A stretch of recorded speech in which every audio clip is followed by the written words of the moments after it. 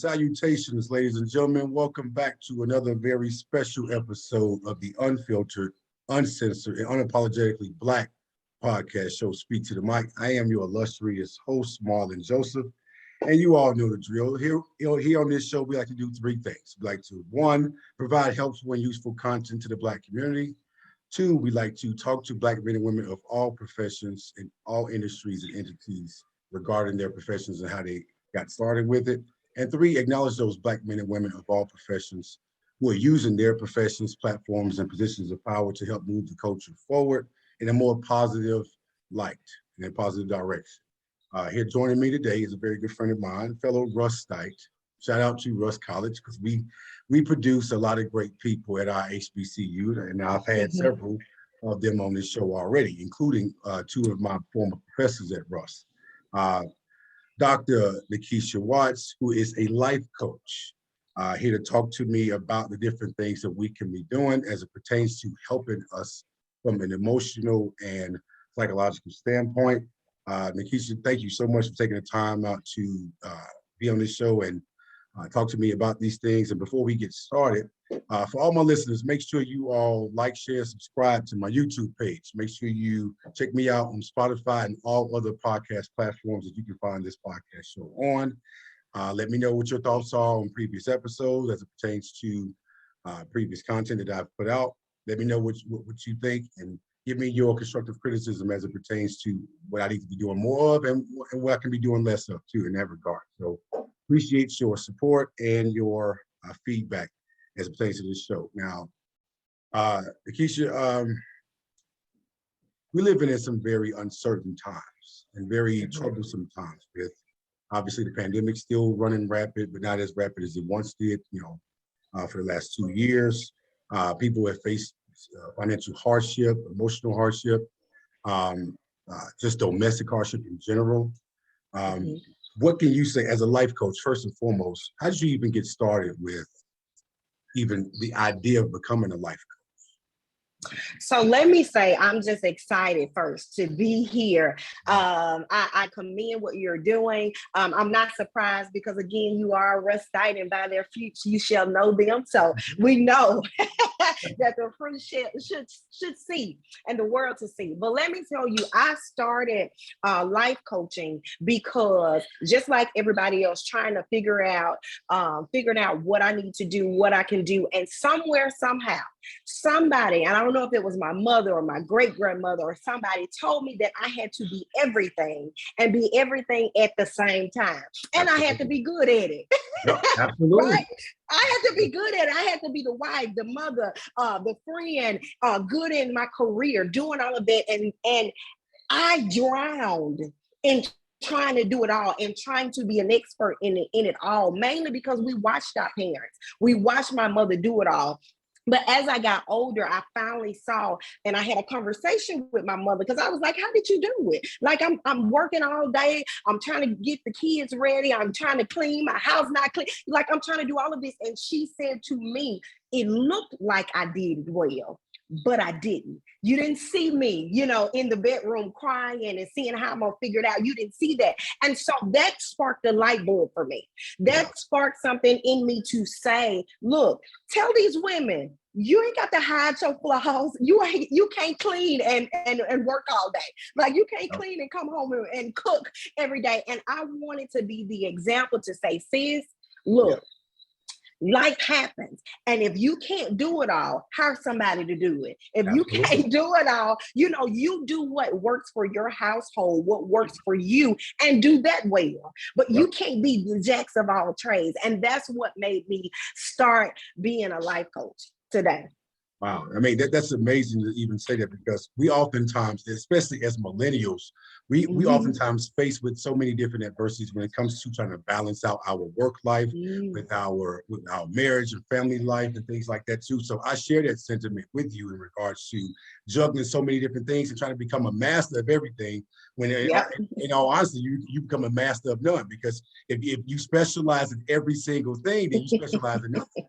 And so having to juggle multiple things at a time, and then especially given the fact that this pandemic has disproportionately affected us in so many ways, some of those things were taken from us, Exactly. inadvertently. So it was like we had to redirect our attention to other avenues of things that we had to do that were necessities to our household.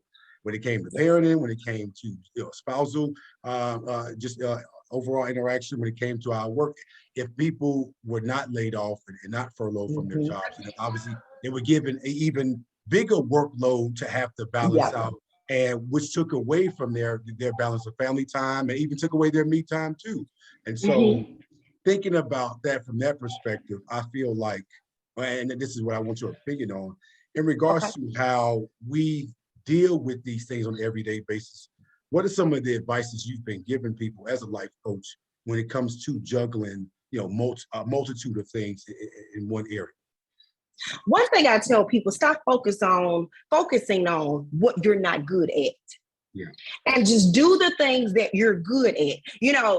At some reason, we try to perfect those flaws that we have. Listen, we all got flaws. Yeah. Don't try to perfect those flaws. Just do the things that you are good at, the talents that you are in. If you didn't have a parent who showed you how to be a parent or was an example, you don't know how to do it. So you're trying to learn your way of parenting. It may not be the same way that someone else has. So my advice to them is, focus on the things that you're good at and get those resources that are provided to help you on the things that you're not so good at. Absolutely. And so when people focus on those kind of things, you show up well when you are in the things that you do well. When you at your lane, it's gonna look like it. It's gonna look like you're not in your lane. Yeah, and it's gonna show up. So tend to the things that you're good at, and know the people who are around you. My husband is good, as being a father and interacting with the kids. I don't like the exercise. He's athletic. So I let him do those kind of things. But I know my place. I know what I'm good at, and so we need to recognize what we're good at and work in those things and pull those resources to or outsource those things that we're not so good at. And you know what? And another point that you just brought up too, that I think is very pivotal, especially in our community, right? So most of us who are fortunate enough to have spouses to help balance things out at home can obviously we can lend those type of things to them, or they can give us things that we're better at than they are too. So and I know for me personally, me and my wife, pretty much we try to be consistent with balancing things out, but oftentimes we still find some discouraging moments in that too. And then we have to go back to the drawing board and see, okay, how do we revise another plan to execute this in a more successful way? And so, but for you to bring that up, I know it's the hard times that we're dealing with today is hard enough on one person, right? But to have another person there to support you, to have that strong supporting system, it does help make things a lot easier. But for the people who don't have those spouses or significant others in their lives, what would you say would be the advice to them when they happen to be a single mom or a single father juggling these types of things and then still trying to find time for themselves? Because in the midst of everything, the number one law of nature is self-preservation. If you can't take care of yourself, how in the hell are you going to take care of anybody else, whether it be a spouse, significant other, family friend, child, anything? How are you able to navigate through life's uncertainties by yourself? And so for you, I want to ask you this question. What advice are you giving or will give to those who are single and having to juggle so many things at once? So one thing I try to tell individuals is, first of all, you need to tune in with yourself. Know what you like, know what you love. Even when we're trying to find a mate, we can't tell them what we like because we don't know what we like, right? And so we need to know, exactly what we like and what we need as an individual. And so if you don't know what you need, how would you get the help that you need? It may not come from a spouse.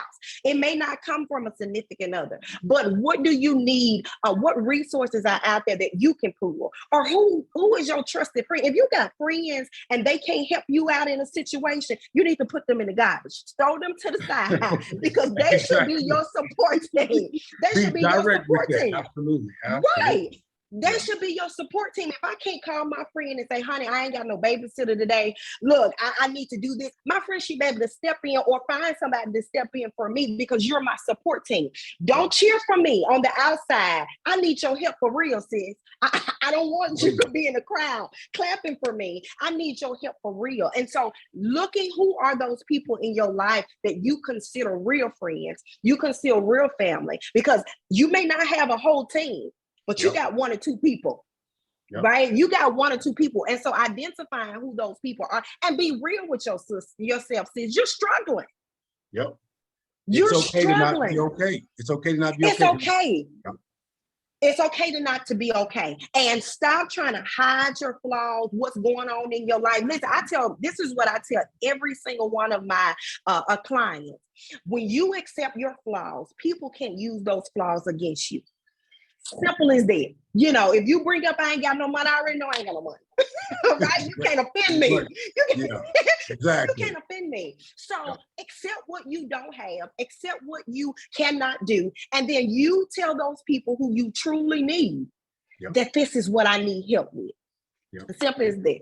You know what? I will say this too, to push people and motivate them more to want to, those things that you're without, work to gain.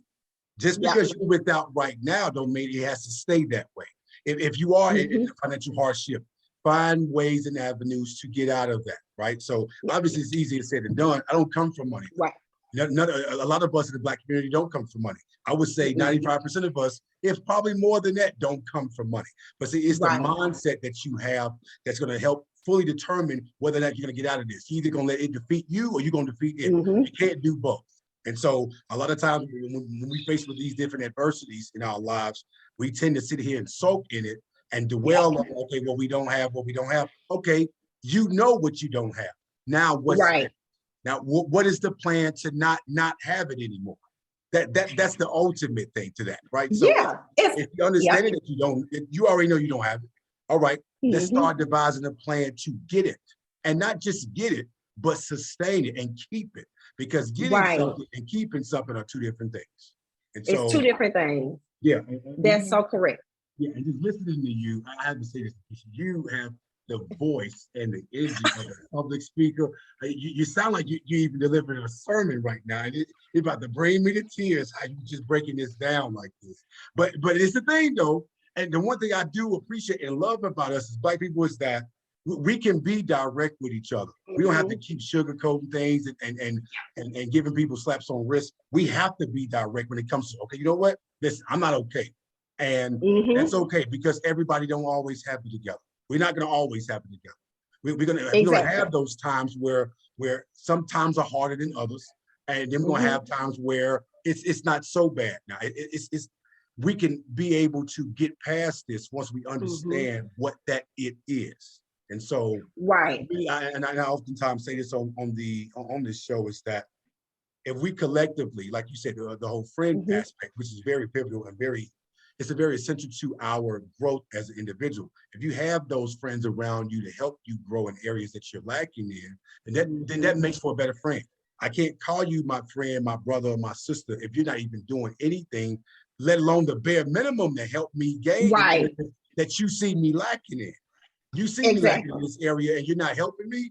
The number one type of person that I hate in this world is a damn enabler. I hate enablers. Because you're basically telling the person who's doing wrong that they're right about doing wrong. It is what it is. That's just how they are. See, you're enabling them.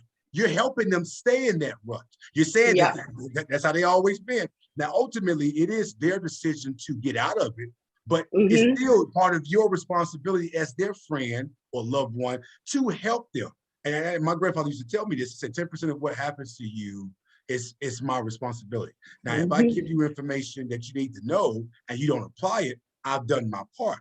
But if I have information that you don't have that you need to know and I don't give it to you, then I'm doing you a disservice. I'm doing you a huge disservice not providing that information to you. And so I agree. I agree, Ma. And what bothers me with the Black culture is we hold in secrets. We hold in those things that we should carry along to our generation to generation. We don't show our children what a struggle look like. Absolutely. Back in the day, they will show we don't have it. We knew we didn't have it, but I'm gonna polish it up and make sure it looks like it looks good. No, we need to put our children to these tables and say, this is how mama pay bills. This is how we do this. So our children don't walk into the world naive, not knowing what's going on. We have to easily share. And that's truly, we were born to say, or we're brought up to say, what happens in this house stays in this house. Yeah.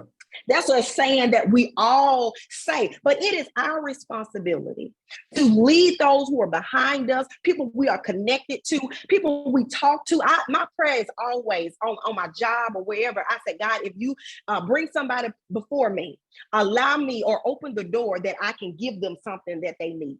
Whether it's a word, whether it's whatever, we have to understand. And that's what a life coach does. That's why people think of a life coach as a therapist or a counselor. That's not what that is.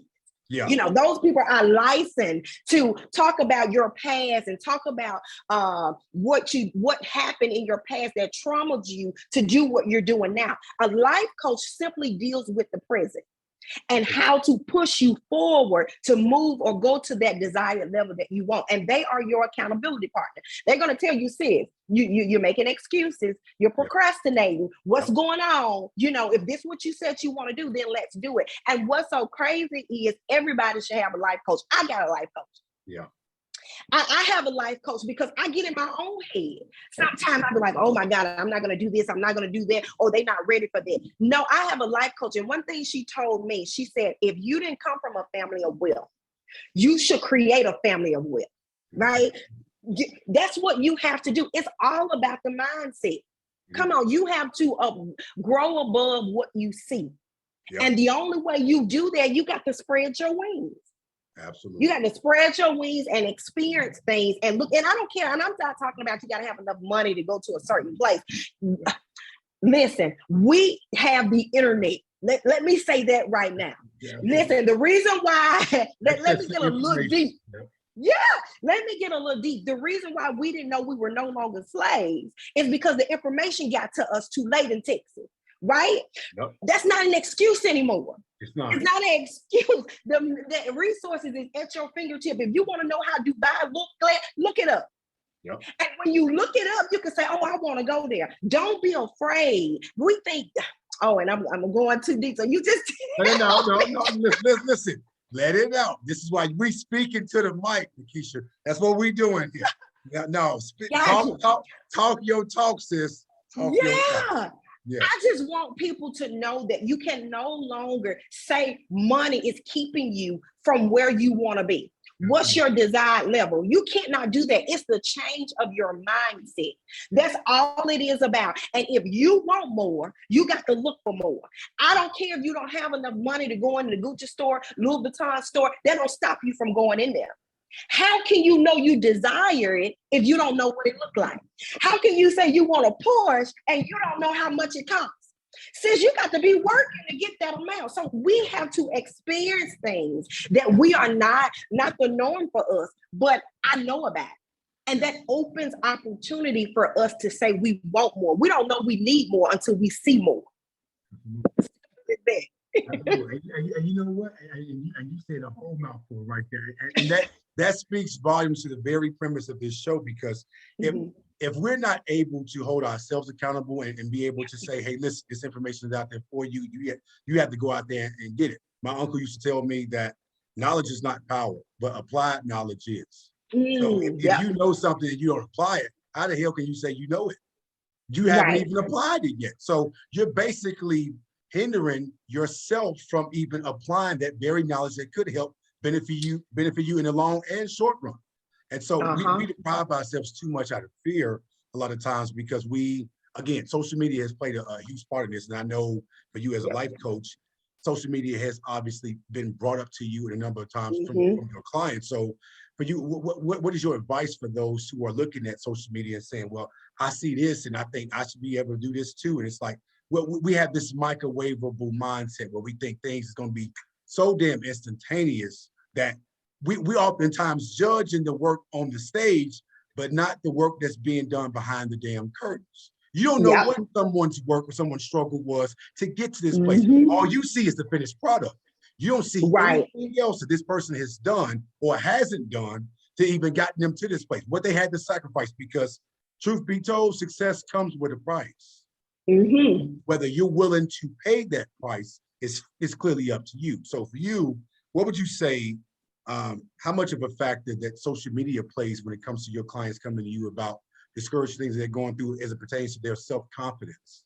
Mm-hmm. So one thing I always tell my clients is the life that you see on Facebook is the actual life that I live. It's not a presentation. It's not a performance. It's just exactly who I am. So I don't have to not show something or not do something. Of course, your life, it should be a private part, right? It should be somewhere that don't nobody know but the people you are in it. But what you present to social media should also be at the core of who you are.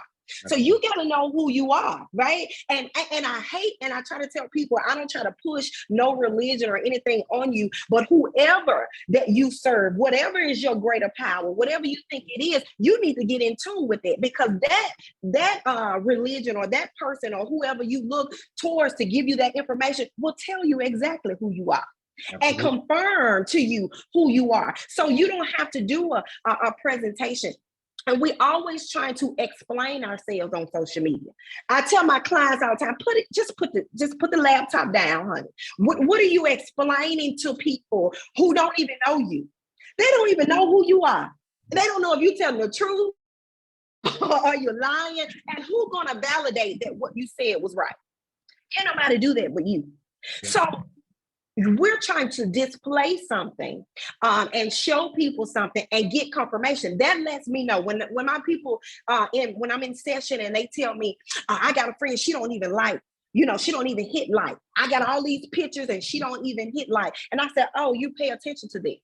Wow. So that lets me know that your whole mindset is getting confirmation or validation from people outside people. Which means to let me know that you need some work done, sis. That you got to do some inner things. It's all internal. Yeah, this is some inner things, because half of the time I don't know who liked my page, who liked my pictures. I'm not going down the list seeing who all like.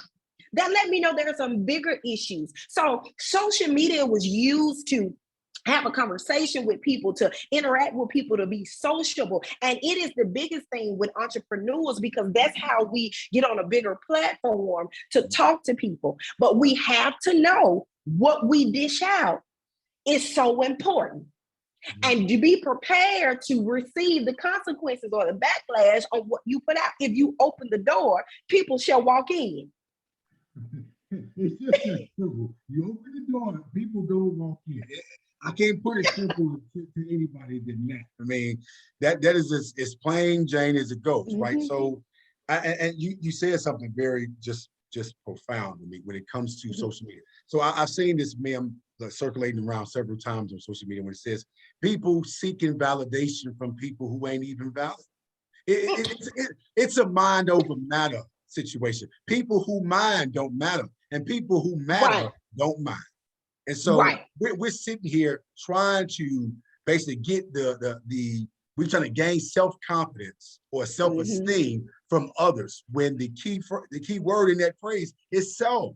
If you don't have the esteem of self, you can't get it from anybody else or anywhere else for that matter. And so too many times we are looking to get X amount of likes based on a lot of misconceptions when it comes to Black celebrities, how many likes they get. And to a point, I do think we are at fault here when it comes to validating those who are already valid in terms of their status and their bank accounts and things like that, their tax brackets or whatever. But then those who are there with you in real time, you barely supporting them. But you're trying to support someone who will never even see that you're supporting them, versus a person that's next to you, your friend, your loved one, your colleague, whatever. They're right there looking for your support, and we can barely give that to each other. Maybe out of envious reasons or out of just flat out disregard. It's just like we're sitting here disregarding the very love and service that we're supposed to be giving to each other and giving it to people who don't even care or won't even know you from a can of paint when they see you out in the streets. So it's crazy how that works when it comes to social media. Right. And then here's another thing that I'd like to point out is that we're asking for validation from people who not even on the level that we are on. These people don't even understand why you doing what you're doing, right? They don't even, like, they're not even on your level. You're trying to prove, here's the thing. You're trying to prove something to someone who don't even understand. Well, They don't even care. They probably don't even care. Yep. Don't even care. And so my thing is, I make this analogy all the time. You know, there are certain brands of Gucci that you see the label, you see it, right? And everybody and their mama will know, oh, she got on Gucci. But there are some other brands that you got to be a Gucci buyer to know that it's Gucci. Right. So you get what I'm saying? So you have to understand. You got to understand what you're doing is sometimes above the people you're trying to prove stuff to. They'll never get it, right? They'll never get it because they're not there yet. And why are you trying to explain yourself to an audience that just does not have the ability to understand it? That makes no sense. Yeah. And you know what? I mean, the thing that you brought up too about how life coaches deal with the present moment, right? So in this very present moment, we're dealing with so many things. I mean, people are starting to go back to work, but some of them still are lacking it. But people have gained leverage to these companies and say, hey, listen, you want me to come back to work? This is what I'm expecting. We're going to have to meet halfway here when it comes to negotiating the terms of me coming back as an employee for you, making you all this money, right? And then you have to be able to give me some leeway to help balance out my work life with my home life, my family time, my me time for that matter. Yeah. And we're seeing more and more companies starting to realize the importance of making sure that their employees are healthy and happy to an extent when it comes to, all right, don't get so overworked, but be able to still do your work and be productive, but also be productive at home too, right? Be able to still maintain that professionalism, but also be able to balance things out at home and take care of your self-help and your mental and your physical as well as emotional health too. So in the times that we're living in right now where our social and economical as well as emotional health has been compromised to so many degrees, as a life coach, what has been the most consistent thing that you've come across when it comes to dealing with today's time in this present moment as it pertains to how to get out of this rut or how to deal with these issues right now? So this pandemic has really showed a whole lot. And I know, you know, many people who have passed on and many people may look at the pandemic and say, this was the worst time ever. But it's just so amazing how God is and how he reveals things even in a storm, right? This pandemic has pushed people because people didn't have compassion. It didn't show as much before the pandemic, right? But this pandemic has made even that knucklehead boss realize that human capital is important. Absolutely, right? Absolutely. So that's what I'm so grateful for, because people began to tune in on their mental health to realize those things that were important, that my family is important. If I got sick, these are the people who are going to do me. And there's some things that is not going to help me, you know, that's not so important that I need to tune in on these things. So I am so happy, you know, not because of the outcomes or certain things that happened with the pandemic, but I'm glad that it happened because it got me back together. Like I was going, you know, going so much, and it was like people dying. People dying every day. That time that I didn't spend with family and that kind of stuff, I need to try to do that now. But what I have figured out is God gave us some time to reflect and let them know the skills and abilities that you had in this pandemic. Yep. And, you know, I hate to go biblical, but the Bible do also tell us your gift will make room for you. And God revealed the gift again. Right? So those entrepreneurs, they bum rush this opportunity. Absolutely. They start doing things that they thought that, oh, it's just a hobby. But now it's like, no, I got to go all in now. And so we have to look at those things and find out what our purpose really is, and to realize that our talent in this season, our talent is going to make room for us. And if you just walk in that talent, you just walk in that gift, then you don't have to worry about being broke. You don't have to worry about, what's all going to happen, because you're doing what you were designed to do. And I tell people all the time, I don't think God just give us these gifts so that we can't prosper. So, not, of course not. He would never let us waste the gifts. Absolutely not. No. Right. So this thing is very important that in this pandemic that we find out what we love, what kind of life we wanted to live, because it's possible. He just showed you, I can take everything from you in this pandemic. Yep. You don't have the ability to go outside those doors you have. You don't have the ability that you counted on that job. Some of us lost that job and still survived. Come on, still were able to pay bills. So he said, what's your fear? Yep. I gave you the greatest fear during this pandemic and you still prosper. And so I think if you got nothing else out this pandemic, is that the fear is nothing.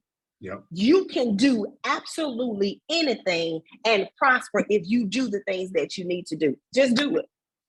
Amen to that, sister. Because I would tell you this much: this pandemic, like you said, has opened so many doors, and it was so many silver linings to this pandemic, right? That made us, have to stop in real time and sit with ourselves and have to just gather ourselves, because most of us was going 90, 100 miles an hour, whatever. And then once everything stopped, we had to just stop right where we were at that moment in time and say, okay, time for reevaluation. It's time for restoration. It's time for a reset. All right, where am I versus where I want to be, right? Right. And I thank God for my grandmother, who, God bless my grandmother. So she's the most religious woman I have met in my life. I would move the earth for my grandmother.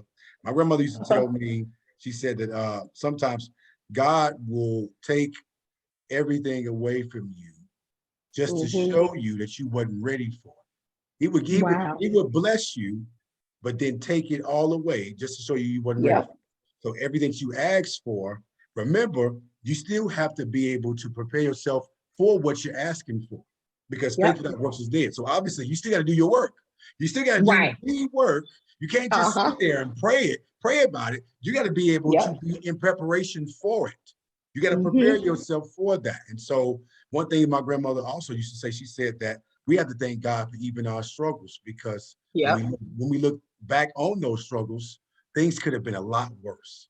And the fact that the fact that it wasn't worse than what it was, we ought to thank God for that much, because we're able to still prosper and still get out of that situation. May not have been the way we wanted to get out, may not have been in the time in which we wanted to get out, but we got out of it though.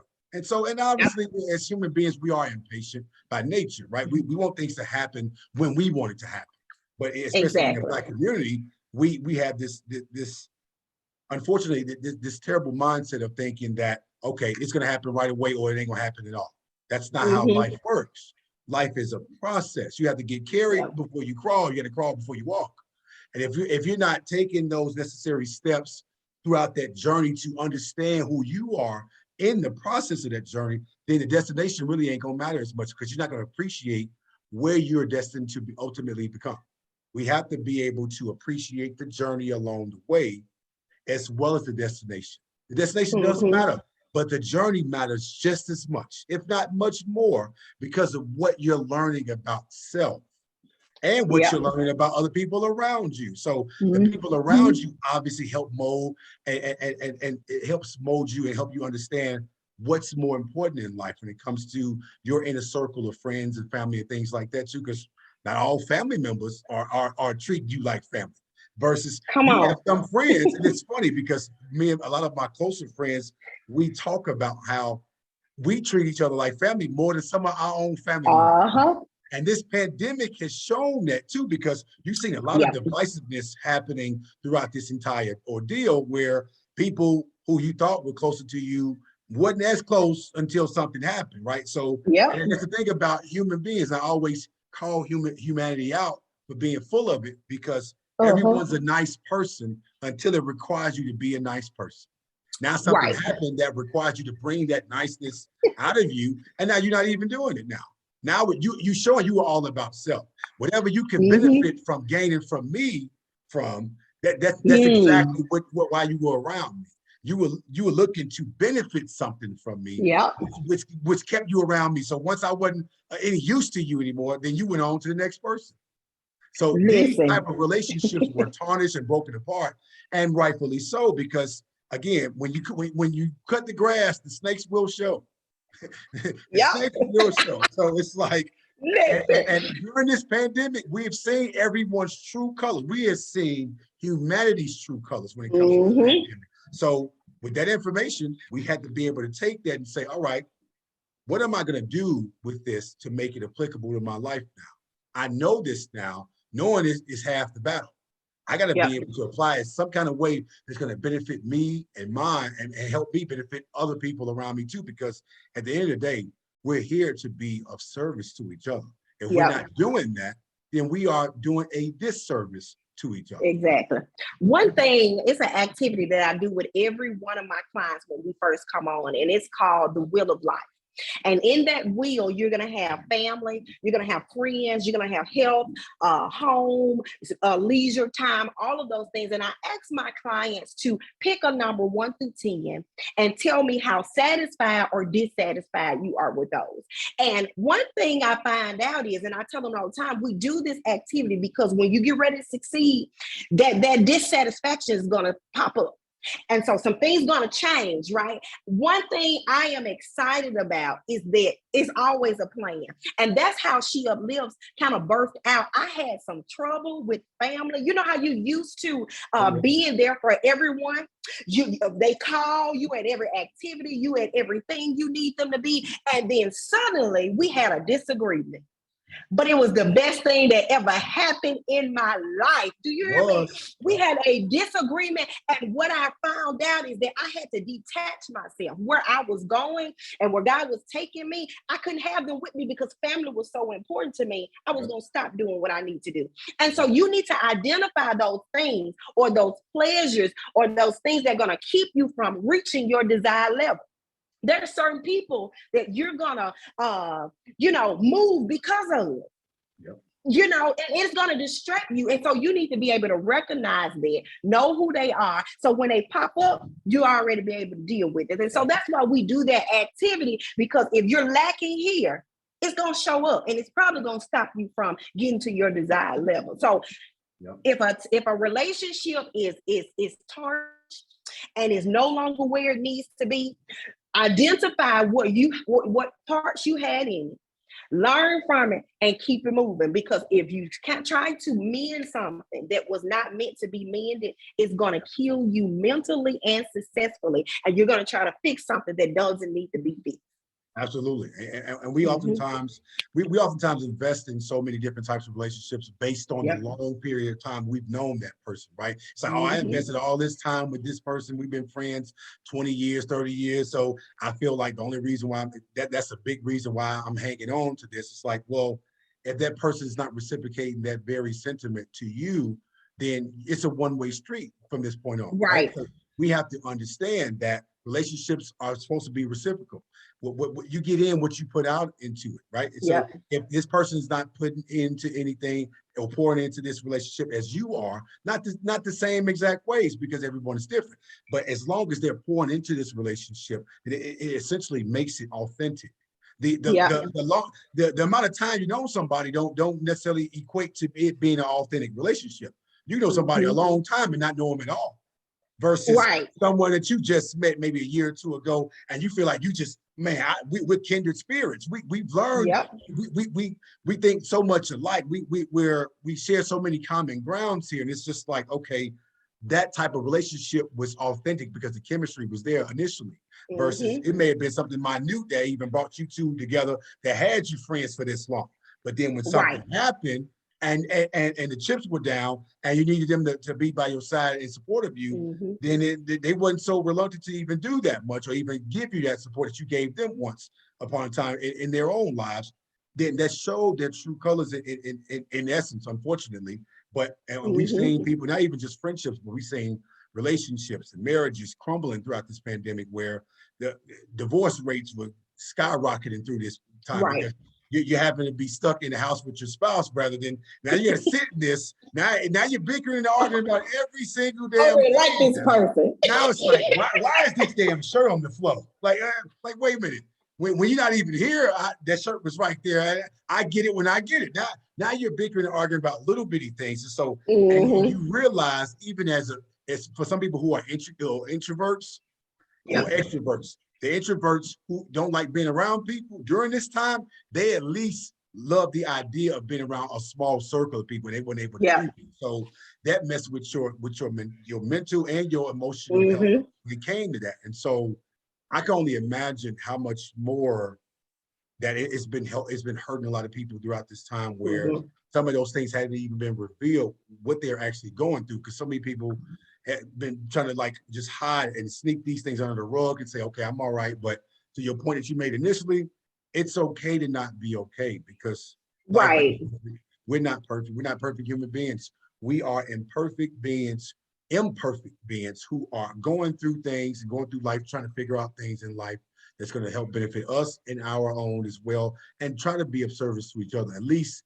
being monolithic in that way. And in the Black community, it's unfortunate that we don't always operate in unison when it comes to the right things, right? We know how to jump on social media when it comes to trivial things as it pertains to like celebrity lives and crap like that, but at the same token, when it's something that's very important that we have to discuss and bring awareness to, now everybody's like, I don't want to talk about that. I don't want to talk about it. No, listen, in order to really fully digest what this is, we got to bring awareness to it. We got to bring this out in the open. We got to talk about this and discuss what are the executable, actionable items that we can actually do to get out of these situations that we sometimes put ourselves in.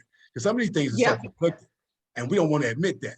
And one thing I've learned in life, and I'm still learning, is that mirror shows you two things.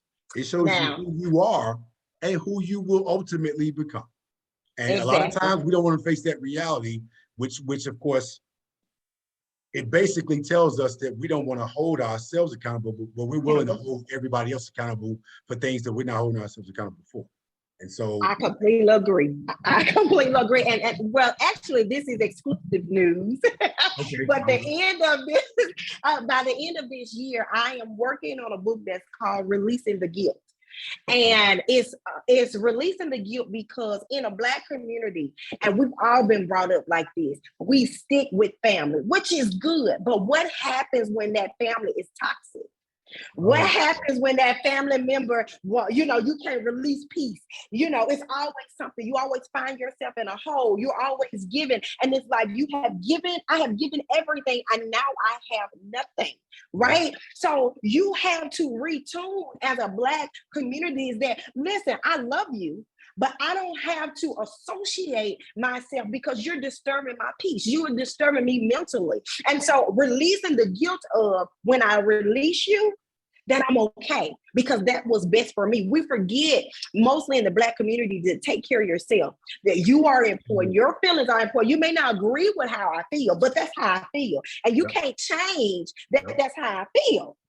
Right? But we have always pushed family when I was growing up. I don't care. That's always going to be your cousin. That ain't going to never change. I'm always going to be, you will be. But when you become toxic and you causing me to drain, I have to revamp myself for my better good, for the family that I am raising. Because look, mom and dad are going to always be mom and dad.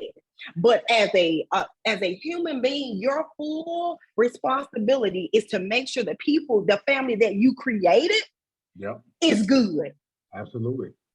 I can't do nothing about how I was raised because it is a trickle down generation. I find myself saying some of the same things my mama say, but then I have to catch myself and I'll be like, oh God, no, I won't do that.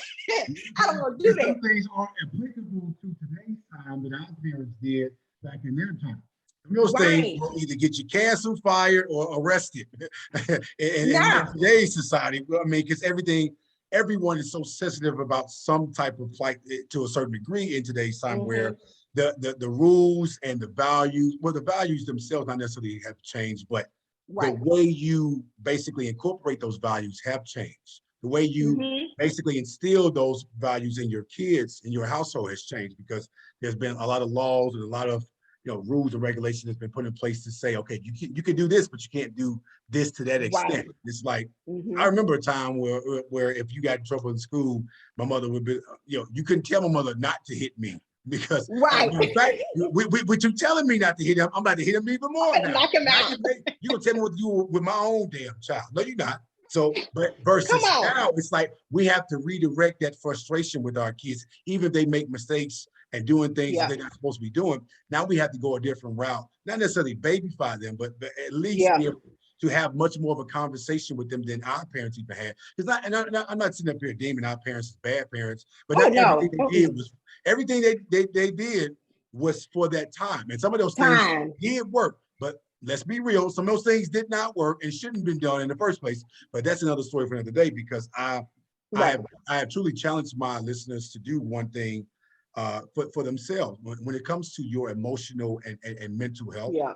It's time to have those uncomfortable conversations with those loved Mm-hmm. ones that have hurt you in some type of way that you're still harping on. You want to be able to Yep. release this negative energy by having a Mm-hmm. conversation with them. Even if you forgive them and they're like, well, I ain't asked for forgiveness. Okay, but you Okay. forgave them anyway. And you Yep. had to forgive yourself for holding on to this. And so these unpleasant conversations, I'm sure that you've heard a lot of them, even in your experience as a life coach, Mm-hmm.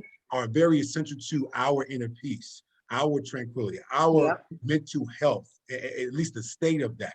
We have to be able to have these unpleasant conversations to resolve a lot of these generational curses and issues that we dealt with so many years. And Mm-hmm. you know what? And it's not to blame anyone, point fingers or anything, but it's the mere fact of bringing to the forefront, okay, this is what you did that hurt me.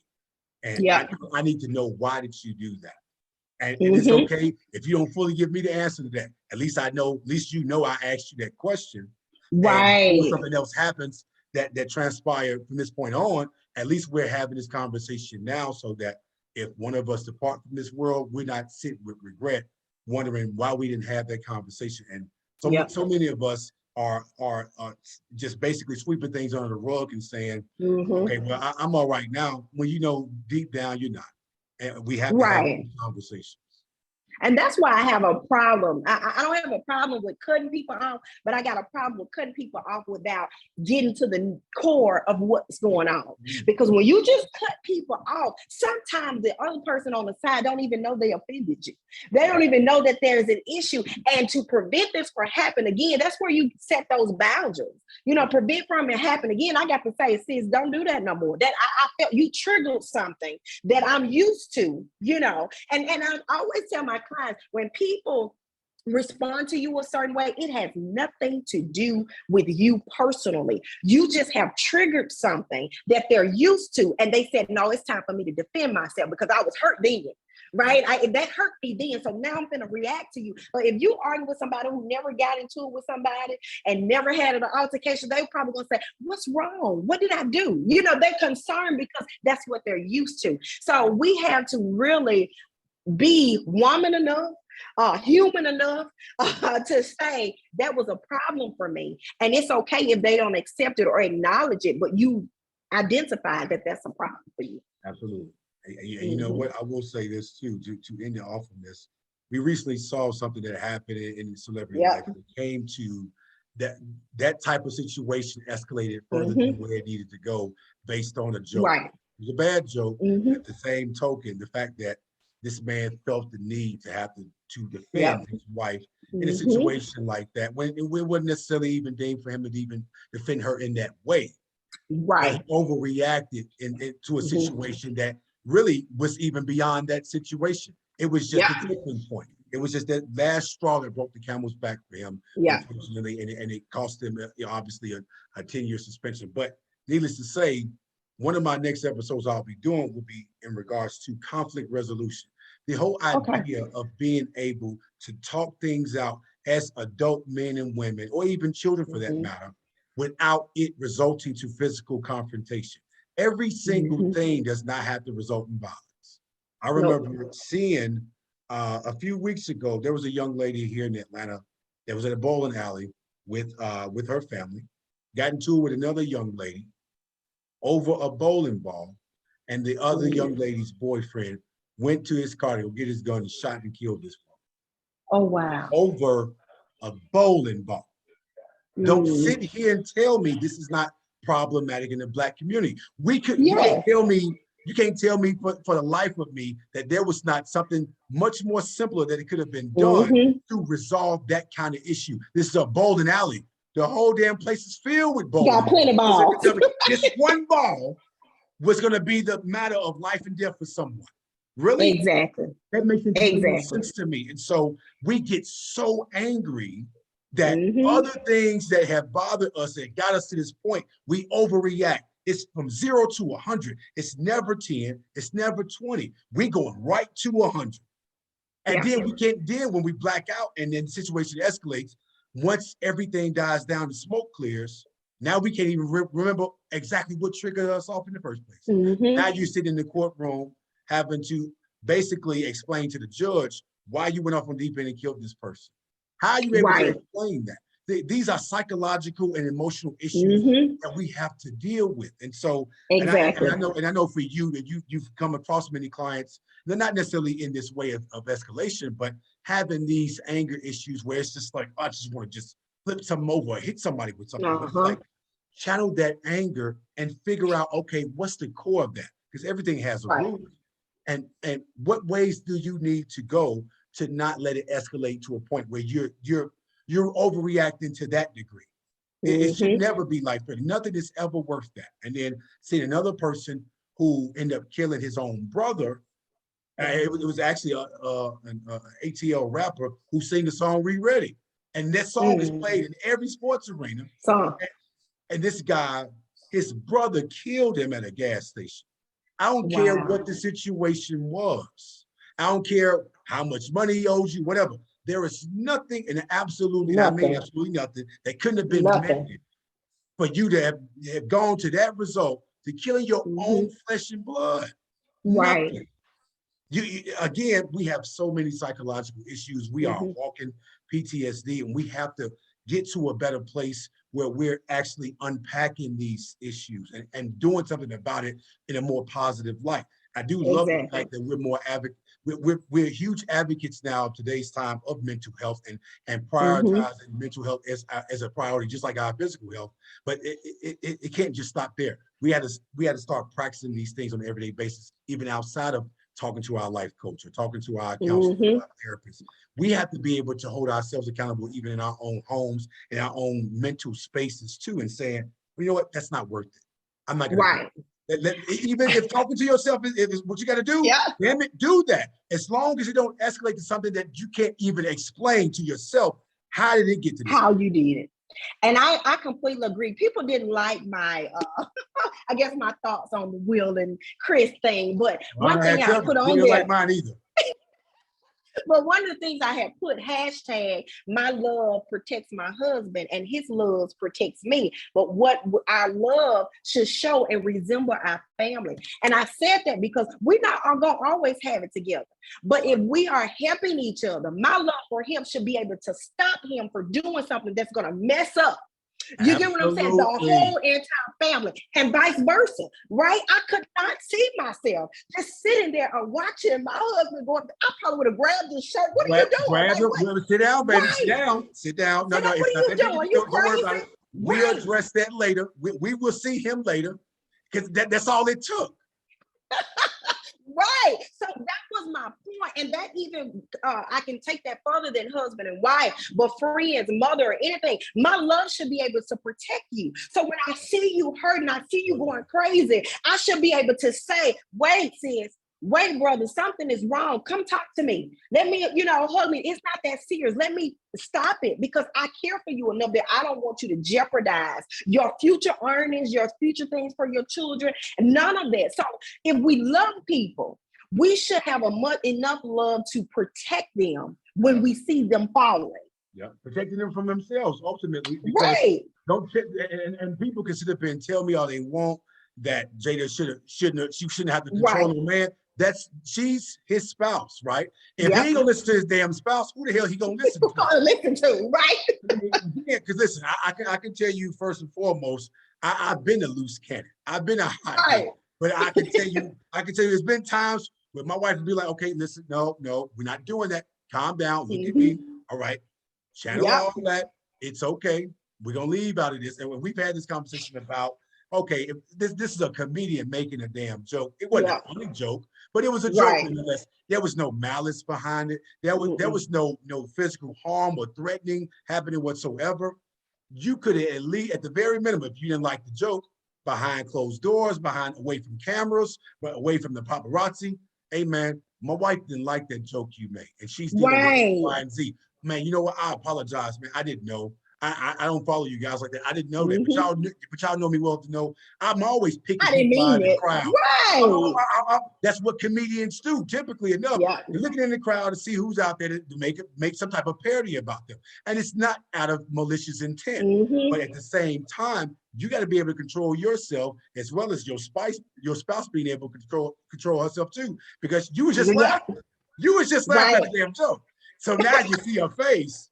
So Now, now now you're we are mad. protecting Black women now. We're not going to sit here Yeah. and equate every single instance to not protecting Black women. We're not doing that. And I'm not going to allow that, because I'm not sitting Uh-huh. here telling you that it's very essential that we do protect Black women. Absolutely. But the two Right. things can be true at the same time. That situation, that's an isolated incident. It's not the same as Mm-hmm. every other situation where a woman is being groped or being grabbed or Yeah. being physically harmed, or her personal space is being impeded on. Those are different stories. This man was Mm-hmm. nowhere near her. He was just picking people out of the crowd. She could have been What the anybody threat? sitting in that seat. But you Mm-hmm. gonna sit there and tell me that deemed him to go up there and slap that man? Trust and believe, had it been Miss Black Man, now I'm all about conflict resolution. But at that point in time, I'm putting it through a Right. damn table. We finna have a Right. war in this damn place. Exactly. We're not doing that. And listen, this By not putting your hands on me. You can address right. me like what I said. I apologize, brother. You know what? Yep. I didn't mean anything by that. I was just joking. I apologize to you and to your wife. Y'all know I don't mean Uh-huh. nothing by that. I was just playing. Simple as Right. that. Then that's the end of that. You forgive me. We move on. That's it. That's how Mm-hmm. simple that is. 2 plus 2 is 4, Exactly. Nakisha. It ain't gonna never be 5. Right. Last It time I never be checked. time. This is a new math. But this is what's Yep. crazy. I'm excited that because I'll use this incident to have that conversation with my husband. Because Absolutely. I wanted to know what did he think I would want him to do. Yep. Right. And so we had that conversation, and I told him, I don't ever want you to think that you got to prove your manhood to me. I know who you are. I know you don't play by me, right? I know you'll put a hole in somebody if it comes to that with me. So you don't have to prove that. But what I want you to know, I want you to come home to me every night. I want you to be able to raise your children, and I don't want you to kind of mess up something that we got future things to do. Because a queen, and I can't even remember the guy who said that. He said a queen would never want her king to jeopardize the kingdom. Absolutely not. So I just wanted to make sure that I had that conversation with him and say, I know who you are. You ain't got to prove. You've been with me my whole life. You ain't got to prove me what type of man you are. I know that, right? So I think too, it's a responsibility of the wife or the male to let that husband know that we know who you are. We appreciate you. And honey, you might have to, because here's the thing, and look, Molly, you can attest to this. Even when we were in college and they were after DY, honey, I was coming on the floor. Yeah. Listen. If I don't know nothing else about you and Watts, I know you don't play about him, and D Watts don't play about you, man. And listen, that's my boy too, man. Much love to my boy D Watts for that. I appreciate him for that, man. We Black men, we stick up for our women, man. We do protect. It is a lot of us that's out here who are advocating for protecting our Black women. I'm not gonna sit up here and say that every last Black person is doing that, but at the same time, I'm here to give credit to those who are doing that, because we essentially have to protect our queens and protect our castle as well, because our kids are seeing this. Our kids will see how their mother and father are interacting with each other and how they will interact with them too. And so those type of relationships are very much so important and very essential when it comes to raising a healthy family structure in the Black community, which is something that has not been consistent in our lifetime. And so the one thing I love about my generation specifically, the millennials, we're changing the narrative by doing those very things.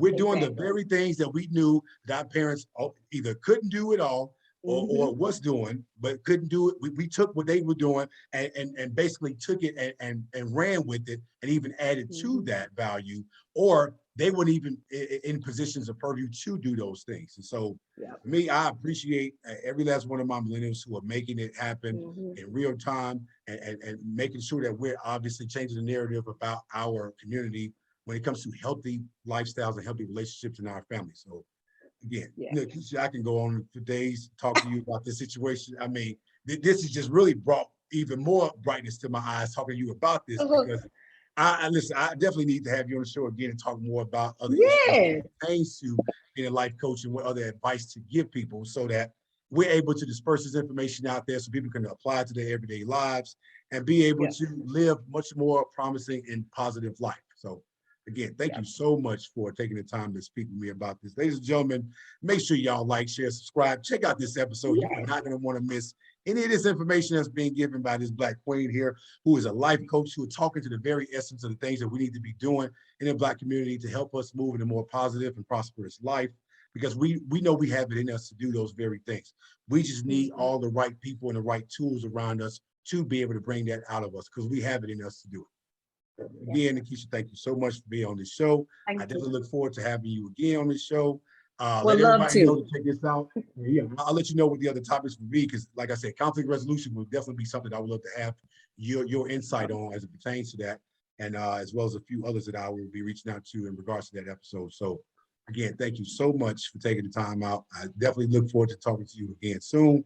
Be well. Tell my boy D Watts what's up, and he don't want to see me at the gym. I've been working out, so I got back in the gym, and I'm gaining my strength back, Watts. So I'm coming for you, man. I'll let him know. Listen, all the Greeks know, and especially all my Greeks. Shout out to my Greeks at Rush College, man. Listen, Deltas, Qs, Noops, we all love each other. We all get along. But me, us the Qs, we always go at it, man. We always compete, but it's always healthy competition, man. Because in the end, it's all brotherly love at the end of the day, man. It's all black men who are doing great things, and I appreciate all the Black women who are doing great things too. So thank you so much again for being on this show. You're so welcome. Thank you. And keep doing what you're doing. Thank you.